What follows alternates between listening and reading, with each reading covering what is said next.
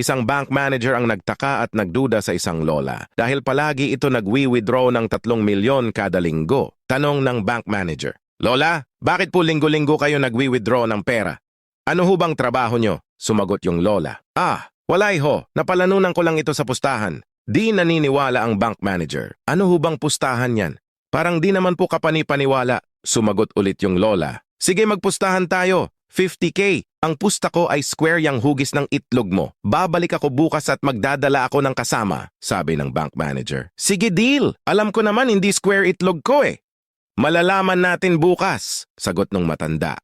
Kinabukasan bumalik ang lola at may dalang kasama. Hinubad na ng bank manager ang kanyang pantalon. At hindi hugis square ang itlog nito kaya binigyan ng lola ng 50K ang manager. Sabi ng bank manager, "Paano ho kayo nagkakapera dun talo naman kayo?"